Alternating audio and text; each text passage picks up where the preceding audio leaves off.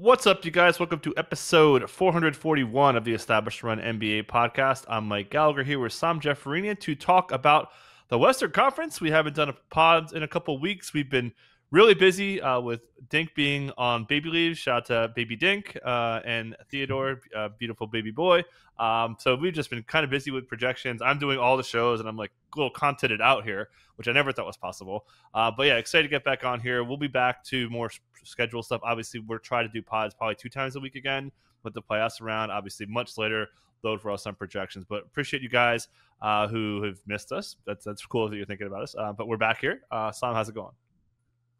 I'm great, Mike. Yeah, like you said, been quite busy times in the projection streets, especially with late season NBA and what it's done to us. But excited to be joining you again.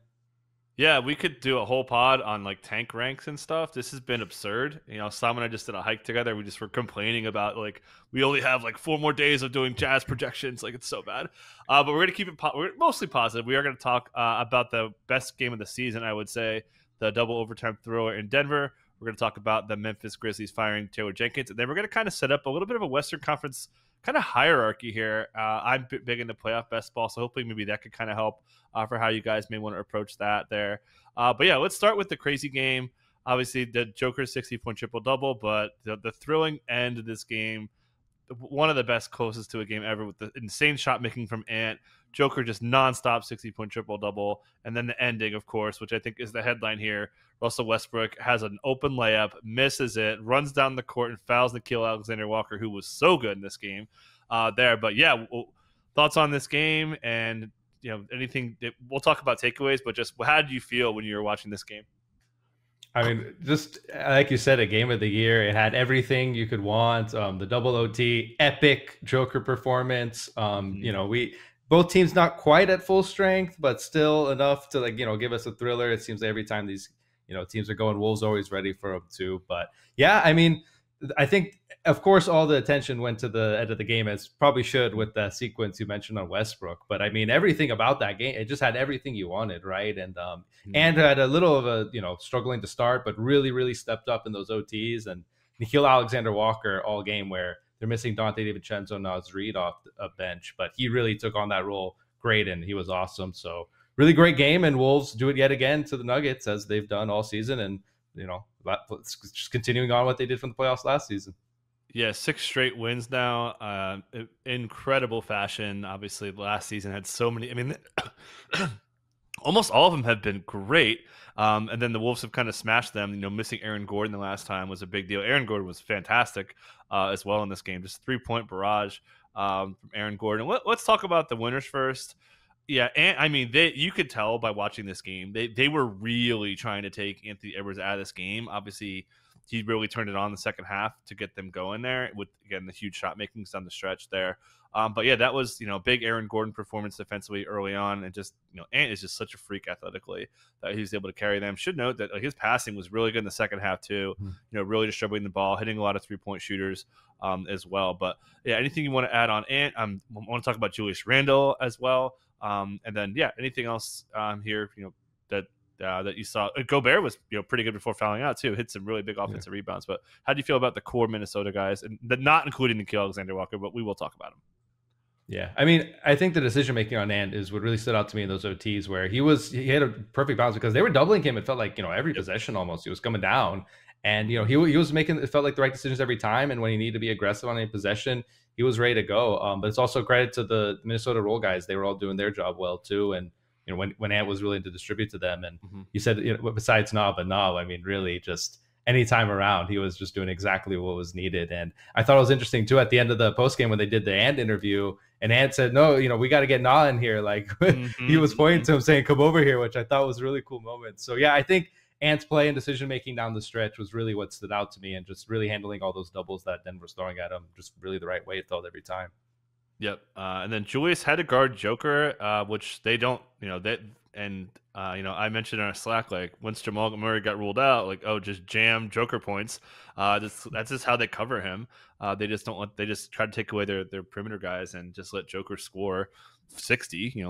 Obviously, one of my favorite quotes from Jamal Murray, the brother I have 47 against Gobert a few years ago, a classic there. But yeah, I thought Julius held his own. his passing has been really big. We saw him ever since he's come back. They've been able to really up their 3-point volume as he's able to kind of spray it around shooters and driving down more downhill. That was really his game back at the Lakers there. But yeah, I mean, just got to shout out Nickeil Alexander-Walker. As you mentioned, him getting called. Like TNT had to wait 10 to 15 seconds to just get him over. And I was wondering what's the producers saying? Okay, let's come on. Were they running him over there? But yeah, Nick, dude, I mean, for those of you who followed us for a bit, my bit has been that Nickeil Alexander-Walker is their best bench player, despite Naz Reid winning Sixth Man of the Year. But this dude shows up in big games all the time. He's such a valuable piece. And, for people who played fantasy a lot, and you remember when Nickeil Alexander-Walker started out, he was a fantasy superstar, and then somehow fell out of favor, got passed around in a bunch of trades. And Finch has talked about it. Ant talks about it. They trust this dude. Ant had a good quote about saying that Nas at the gym, before guys are even getting out of bed, and he really works hard. But I mean, how do you not know Nickeil Alexander-Walker? Just an incredible player, and just we're going to talk a lot about this. That just having an extra bench piece and an on-ball defensive bench piece, mind you, is so valuable in the playoffs. So I think is we're going to talk when you, me, and Dink are talking pods later, and we talk X factors. Nickeil Alexander-Walker personifies an X factor. Anything you want to add on him with how he could, we don't really talk about how great he was, but just his impact on this game when they are going to get their depth back. And then just lastly, no Nas, no Dante. It was really on Nas' shoulders to carry the bench, and he shined about as bright as he could. Absolutely. You talk about the bit that we run for a while, their best bench player when after Nas Reid won Sixth of the Year, but he really showed it everything, right? And you talk about the on-ball defense. I mean, it's just so valuable for them off the bench. And then when he's hitting shots like he was last night, just such an X factor, so huge for them. And I mean, yeah, I would just echo everything you said about him. He was doing everything, and it's funny you're talking too, falling off favorite everything. I mean, he's earned himself probably a big payday this offseason too, just how it's play and like you said, every team just needs a guy like that. So just huge shout out to him, and it was cool. And the national TV stage was really able to show out like that. Yep, really, really cool there. So yeah, let's talk Nuggets. I mean, Joker. I mean, the guy is just a stat machine. It's insane that the stats he's gonna have, and he's not gonna win MVP, which I think is pretty fair, just because the Thunder are that good. But there's nothing left to be said, man. I mean, the guy is one of the best basketball players ever, and it's really nothing else left. The guy's Julius Randle was talking about after the game. He's like, I just couldn't stop that guy. He just kept getting to the basket whenever he wanted. He's so crafty. Joker's, I don't know how people hate that dude. It's what I don't even know, but yeah, I mean, Christian. I think besides that, which isn't even worth talking about, you can if you want. But like I mentioned, Aaron Gordon, Peyton Watson, Pickett was pretty solid and took care of the ball. That was a concern for Westbrook. Had 5 turnovers, the goofs at the end. Pickett held his own. They got really good performances out of a lot of guys, except for Westbrook. But yeah, any kind of role play. Peyton Watson was fantastic, but Christian Brown really changed his game, and it looked like he was going to kind of give him enough. But any other Nuggets role players you want to kind of shout out here? As you kind of mentioned there, MPJ and Jamal Murray didn't play in this game, which may be a good thing because those guys have really struggled in this matchup.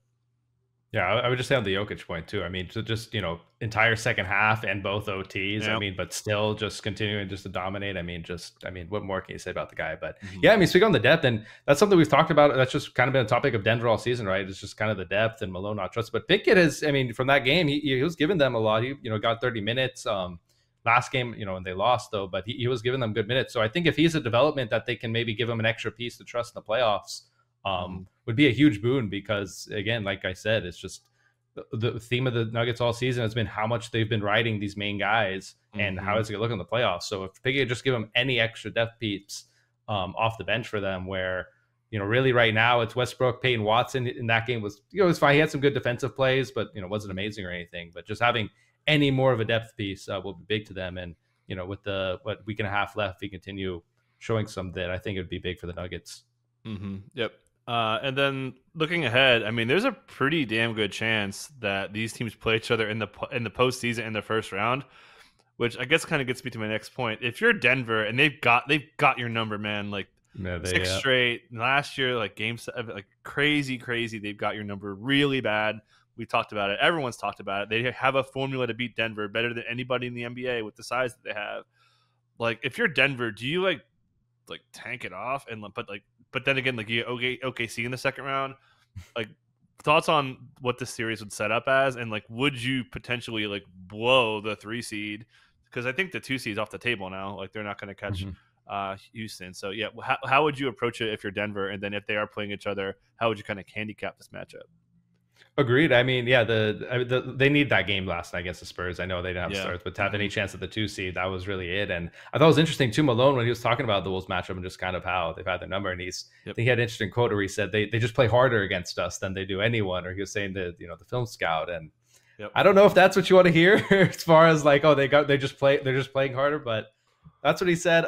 Look, it's pretty clear that, I mean, the Wolves got him, and like even at the overtime when Rudy Gobert fouled out, they were kind of just okay. Now it's different when you have Jamal and MPJ in there, but MPJ has his own struggles in this matchup. So if I'm Denver, I mean, yeah, it's tricky, but at this point, I don't see how you have a ton of confidence in the series against them, right? And the Wolves are probably going to feel as confident against them as they would any other matchup in the West, except OKC, of course. So they got to think about it, but I think the prospect of matching up with Minnesota has got to be something they would at least think about trying what they can to avoid, because it's pretty clear that Wolves are ready.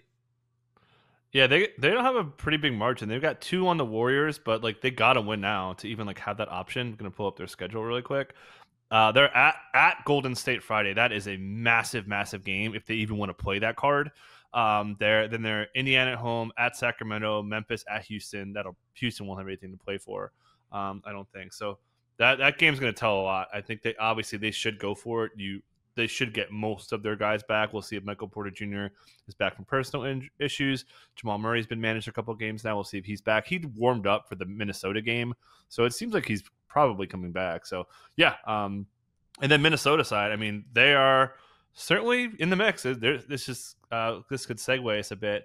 There's like a 3-way tie with the same exact record for Minnesota, the Clippers, and Memphis. Their schedule's pretty good in a good way. They have, I remember looking at a bit. Let me get it again here really quick. They have at Brooklyn, at Philly, at Milwaukee, at Memphis, Brooklyn, Utah. Like pick a softer schedule than that. So like they're going to be like at least the 6th seed in my opinion there. So yeah, anything you want to add just on to wrap this up with this rivalry here? I think we've kind of covered it.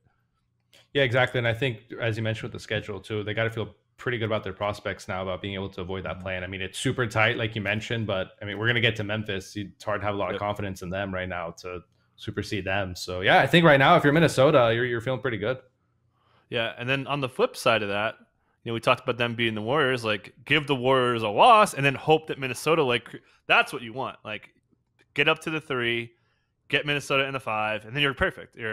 You're on the other side of the bracket. You don't get OKC. Like that's the way. Couldn't draw it up any better. So that game, which we'll talk more about that for DFS and stuff and for betting. Like, yeah, we might get another whole second half Joker game there. So yeah, one of the reasons why the Wolves are moving up so much is because the Memphis Grizzlies are moving down. They had one of the most surprising news items of the season of Taylor Jenkins getting fired, like out of the blue, got called into his office according to Saum Jafarinia and got fired. Zach Kleiman had one of their top executives had a extremely short press conference, which was stunningly short there. But yeah, what do you make of this? And I guess like the question everyone's asking is like, I think it was like the right thing to fire him, but like the timing is so bad here. So just thoughts on the timing, and then do you think it was kind of right to do it at this point? Yeah, I think the timing, right, is the big. I can't remember anything really like this late in the season for a team that was the top 4 seed and just firing. Yeah, I mean, first reaction was like something must have went like horribly wrong for this to happen right now. It's still, I mean, a lot of unknowns, but as far as the prospects now, I mean, I gotta think for basketball reasons, what was the kind of purpose of thinking this is the better way to go about? And from what we see, they've had some tough opponents recently, but it's not like I feel like they had some grand plan that was this is going to go better this way. Yeah, my just immediate reaction was something strange has got to be going on. And as far as like if you think Jenkins isn't the right way going forward, or you got to let him finish the season, I think, and go in the playoffs, it's just too late now to be making as big a move as this. Yeah, they were. I'm getting their win percentage at the time. Well, actually, I did it for when Brandon Clark got injured. Yeah, they had the eighth best record in the NBA, and they've just been slipping like crazy. And they lost a couple times after that, which led to the firing there. So, yeah, I think that the easiest way to paint it, considering that Zach Kleiman was so short with it, and considering Zach Edey's minutes have really spiked, Boston was a horrible matchup, and he got in foul trouble. But we saw him play upper 20s, and then he played 32 against the Warriors. That's setting up to me that I mean, you just lost Brandon Clark and you're demoting him. I think that I think that is what this all kind of is. Like, if you're trying to make a case why, that has to be it to me. And honestly, I think Brandon Clark getting hurt, really, if Brandon Clark stays healthy and everything's kind of stays the same, I think he still is. I think that's why I don't know if that's a hot take or not, but I honestly think that Brandon Clark getting hurt is a big reason why this happened, and I think that just kind of accelerated and made Zach Kleiman. This is all speculation by me. I'm not a reporter. That this is okay. Hey, you're still not going to play anymore when his main competition for minutes goes down and his minutes aren't coming up. I think that's what really kind of set him off. We know that they really, really like Zach Edey there, so I think that's kind of why. And I think this timing is just terrible, man. Yeah, it's awful. And it's shown up, man. They're getting blown out. I looked up before the show their last 8 games. If you bet against the Memphis Grizzlies with the spread, you would have won 7 of those 8. With the only one you wouldn't have won would have been against the Jazz. The Jazz are just terrible. So, but yeah, I hate the timing. This is, like you said, this is one of the most shocking. To have this many wins, to be sitting there for home court advantage 80% of the season, and just lose your job cold. That was pretty crazy. So, yeah. With that said, if you want to add anything else, I think we kind of said it all. But how dead is this team? Are they? It's so it just to kind of talk about this. We do the best ball projections for the playoffs. We had them, pretty decent chance to advancing out of the second round. And now, I don't think their schedule's not easy going to close this out. And we talked about Minnesota's schedule. The Clippers were one of the hottest teams in the NBA. You could maybe argue the second hottest team in the West. A pretty easy argument to make. We'll talk about that in a second. I think they're gonna be the 8 seed here. They might play 4 games in the postseason. So yeah, how dead are they at this point? I mean, I don't know how you have any confidence at this point, right? And I mean, the other thing too is that Jenkins is they've dealt with a lot of injuries to this point too, and to even stay afloat, I think has been a big testament to Jenkins. I mean, every 2 weeks doesn't feel like he can play straight in a row. They've missed Bane and Triple J for extended periods of time, but they've been managed to hold up, and now it's just yeah, pretty crazy. But as far as looking forward now, I gotta think they're playing bound, right? It doesn't seem like. I mean, they're still technically tied to again that 6 seed, but I don't know how you have really any confidence for them to right the ship. And then yeah, as far as playoffs, I mean, like you said, we're updating those playoff rankings every day, and we had them almost a lock to make the playoffs for most of this process, and now they're just dropping every day. I mean, I'm putting in our Slack just Memphis with the downward graph every day for the last few days of just updating these ranks. It's just a quick fall, but until they show really any life or anything more to suggest that they're going to right the ship here and make a push to avoid the play-in, it's hard to have a lot of confidence right now. Yeah, and I want to highlight one last point. So the guys who I'm actually going to get the games instead. So the guys who Memphis's defense, I wanted to highlight. They are actually worse this year than they are last year. So with that in mind, let me run down games played for the Grizzlies last year. Jaren Jackson, Santi Aldama, John Conchar, Vince Williams, Zaire Williams, Gigi Jackson, David Roddy, Desmond Bain, Luke Kennard, Jacob Gilliard, they were tanking, and their defense was still better than last year. This is their defense has been terrible. I talked about it. You talked about in the hike too. Jaren Jackson was the chalk move when Wembanyama went down. I was what the hell? Have you watched this Memphis defense? So if you weren't going to play the Edey card, that would be it. Okay, this team is terrible defensively. We know that was kind of their quote unquote identity, and it's been their identity. I think that if you wanted to make a case this wasn't about Edey, that would be it. But they're getting killed night after night defensively. Their transition offense is really killing them defensively. It's certainly helped their offense, and it's been great for us for fantasy. Just over print fest, and they're over helping for 3-pointers there. But yeah, their defense has just been has not been there. And then you could make the case for Edey. He's a really bad fit with the way they play fast. Playing fast with a drop big, you're really putting yourself in a bad position with the over rotation. You're gonna have to make it. It's really, really bad scheme stuff. So yeah, they're dead. Like they're gonna get what, like we said on our hike today, whatever the odds are of like an OKC sweep against Memphis. Like I don't know what they are, but they're like too low. Like and they match up so bad with OKC. So yeah, anything else you want to say before we move on off this horrific Memphis disaster? Yeah, I mean, it's just it could just go on and on about just. I mean, I think that we can talk all the thing about the problems of the team and construction what they've done, but you just can't make this move right now. That's the other thing is wait till after and go from there. And right now, it just feels like.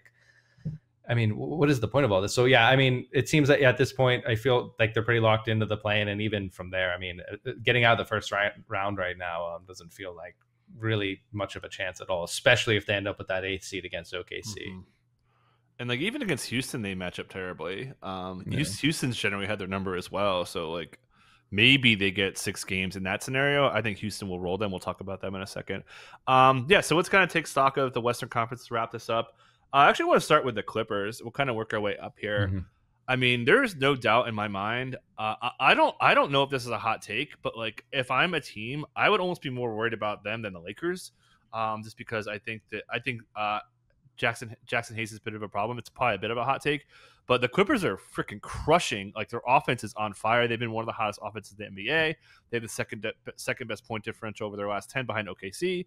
So I mean, how live are the Clippers? And are you kind of buying this recent play? Really, since Norm has come back, they are just cooking. I'm fully bought into the Clippers right now. I mean, you talk about it since Norm's come back, Bogdan has been a huge addition for them off the bench. He's been great, but really, I think the headline is the resurgence of Kawhi Leonard lately. He has just been on an absolute tear, playing mega minutes during all of this, scoring a ton, super efficient. I mean, really, as like peak Kawhi, it seems like it's going. And I think a lot of people, including me, had any doubts if this version of Kawhi would even come to exist this season. And it seems like he's peaking right at the right time, right? So I mean, yeah, I'm fully bought into what they're doing right now. And I think especially with the addition of Bogdan off the bench, they have their core rotation really set in, and seems like they're in the great spot right now. So I think, after OKC, they're really as live as anyone after them.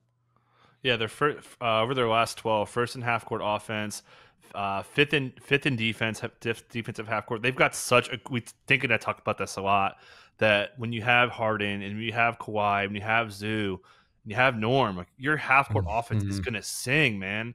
And that's just so valuable when you add the fact that Chris Dunn, Derek Jones Jr., Kawhi could be a good defender. Harden's not as bad as a defender as people think. People just love to make him a meme, but like he's got size to at least guard guys in the post, and that his size in the post just lets them play differently. And that's why you see Ty Lue be able to be so aggressive and trapping guys and being able to trust your defense to rotate, especially when you have Zoo, who's one of the best rim protectors. Their DNA for like being a playoff threat is so strong. You just have the big question once you're hitting it, like Kawhi Leonard getting hurt in the playoffs happens every time. So, it's tough. We were really, really convinced that, Kawhi and this team they were going to fall on their face in the first round against Dallas.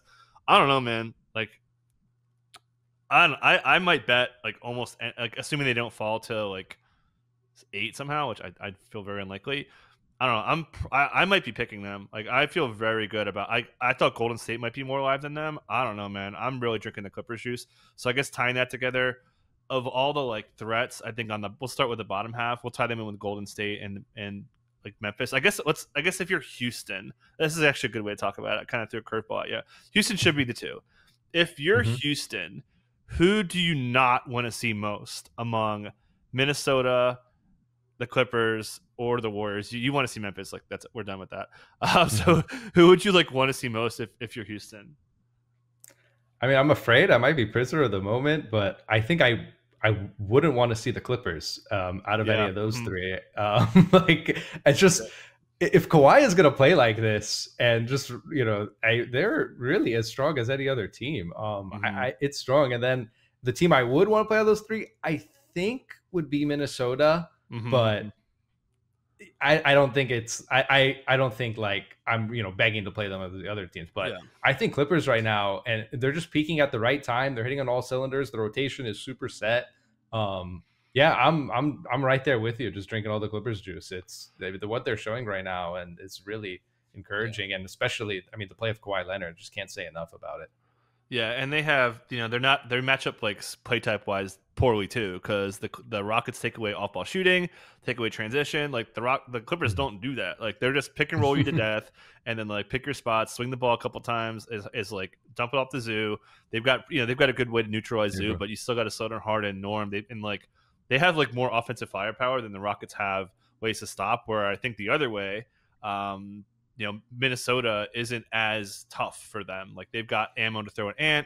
They've got an incredible rebounding rate to slow down their big front court. They've got size everywhere. So I think they match up pretty well with Minnesota. So I agree with that. As much as we were talking about like Denver doesn't want Minnesota, like I think that the Rockets would actually have a pretty good chance against them. And they don't match up that great with Golden State, with the way that Golden State runs so much off ball stuff. And they can also kind of really neutralize some of their stuff with where they can switch and neutralize some of their interior scoring. The Warriors have always been a pretty good paint defense, whereas the Rockets are not. The Rockets are a heavy paint offense, but they are not a big 3-point offense. So their defense kind of mismatches too. So yeah, and then of those three, matchups aside, who do you think has the best chance to kind of make it out of the first round of the kind of bottom seed? We could throw Denver. We don't need it. We'll have this conversation differently on Friday if they lose. But of those bottom teams, who do you think has like the best chance to make a sustained run? I'm gonna stick with the Clippers on this thing. I mean, I think Golden State right there. You think Kawhi Leonard could stay healthy for a month? Look, he showed he's playing 40 minutes a night, and he is containing all this usage, but like his true shooting it's been like almost 70% for like a sustained period. I mean, it's really, really impressive what they're doing. And I think I feel sure. I mean, maybe as far as like, their core rotation, like playoffs, like they know who's playing. They know exactly their roles, what they want to do. Of course, you got the Kawhi, injury lingering. And that's just, that's just the Kawhi Leonard experience at this point. But I was skeptical we'd ever see even this version that we're seeing right now of Kawhi Leonard. So, and right now, like peaking right at the right time, I'm really just all on the Clippers as far as, in that Western Conference after OKC. It's and the way they're playing out too, I feel pretty good that they're going to be able to avoid this plan. And then how would you? So I guess we could kind of bring in the upper teams here. Obviously, OKC's number one. We know we had to talk about that. But like, would you put them like how high would you put them as we loop in the Lakers, who've cooled off a little bit? They've been kind of okay. A couple nice wins in there, including the one against Houston, who was on a back-to-back there. So yeah, looping in everyone to kind of wrap up the show here. How would you kind of prioritize like OKC's biggest threat? And like where would you kind of run this down? Would you still put Houston's going to have home court until the Western Conference Finals? Like, are they the number one? They obviously have no play. Should actually, just to give you some more ammo there. Ime Udoka said yesterday, like they're not resting their guys at all because they just want to give them as much experience as they can and get them as many reps as they can together and try to like play the chemistry card and all that stuff because they're not going to have the playoff experience that these other teams are, which is pretty sharp. Shout out to Udoka, one of the best coaches in the league. But yeah, it's the classic. I always think experience is like a little bit overrated, but Houston's pretty. I mean, they're playing great, but I don't know. I don't know if I put them first there. So yeah, how would you kind of rank the OKC's biggest threat?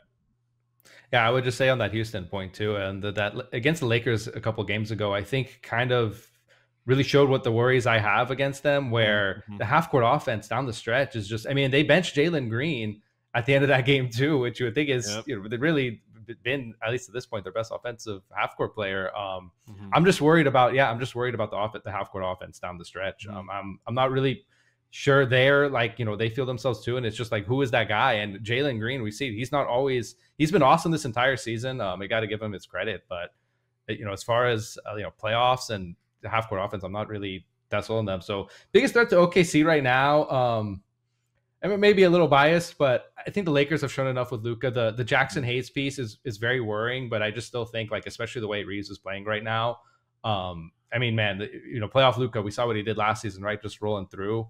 So I think I'm right there with the Lakers, but I think really all the teams are talking about, I think Clippers are right there with them. Like, I mean, almost tied. Denver still, I mean, with Jokic, I'm not going to put. So I think that really that tier is pretty, they're all super close. And I think that's what's going to make this Western Conference playoffs so much fun is you could really make a case for like all these teams before Memphis, of course, talking 2 through 7. But yeah, Houston, I don't think they have a pretty decent lead for a 2 seed right now and they're pretty locked in, but I don't certainly think of them as the second best team in the West or second best. And the odds reflect that as well. But yeah, it's the half court offense for Houston that gives me the worries. Yeah, their offense has been pretty good lately just because they are rebounding freaking stupid Yeah. right now. Like they're like you talk about half court offense doesn't count offensive rebounding. Like over this really hot stretch, they're 14th in half court offense. Like and they've been making shots. Their 3-point shooting's up a little bit, but like the reason why they've been scoring is because their offensive rebounding rate is freaking stupid high, which is not. Oak should know too. I talked about this a little bit on the DFS shows. OKC's rebounding numbers are way the hell up lately, really since they've been running this double big lineup, and that was the weak spot we saw against the Dallas Mavericks. We saw it with the 3-point shooting. They're still giving up a lot of that. So with that, I would say OKC's biggest threat. Like it's pretty simple. Like who has the best player? Like the Nuggets do. So yeah, I think Denver's their biggest threat. I think that Denver matches up better with OKC than any other team does.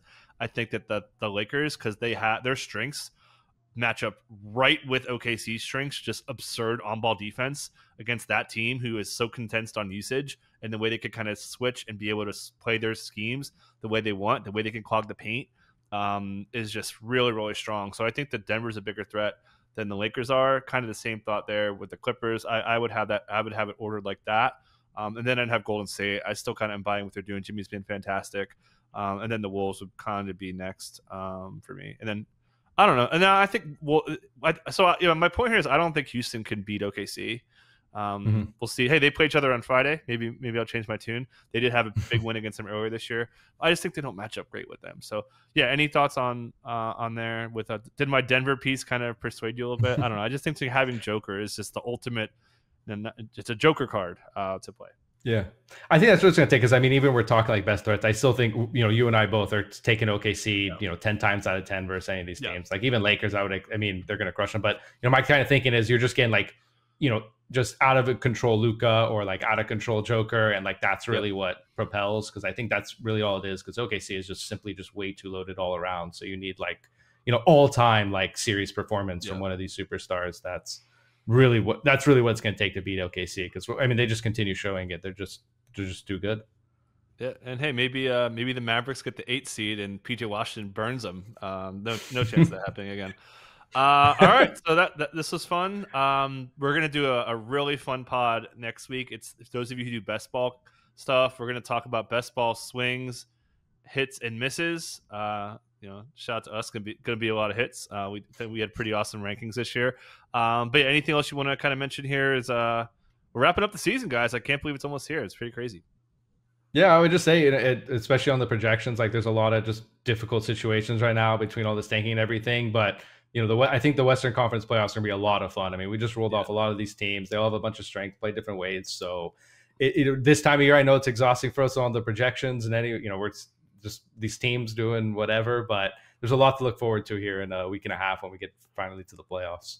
Yeah, I love that you just said that these teams play so differently. I hate when people are like, oh yeah, all these guys play the same. Like, buddy, everyone's not junkies like people listening right now, and you and everyone who like really follows the NBA. Like, there's so much uniqueness around the league right now that I love it. With that, hey, we care about basketball. We love it, and it goes in our projections. We grind so much that we can't even do a podcast every week. So yeah, check us out. If you guys haven't, check us out at establishedrun.com/NBA. We'll be going through the playoffs. Every single game, we'll be projecting it. We'll be doing DFS shows pretty sure every day there. So yeah, we'll still have you covered. The playoffs are a lot of fun. We had really good stuff in the props playoffs, especially in the first round. So if you're thinking about getting the props, or hey, if you unsubscribed and you want to get back in it, we're actually been performing pretty well on the prop streets lately too. So yeah, check us out. The playoffs have always been a really good time for us. Hopefully I didn't jinx us there. So appreciate you guys listening, and we'll catch you guys next time.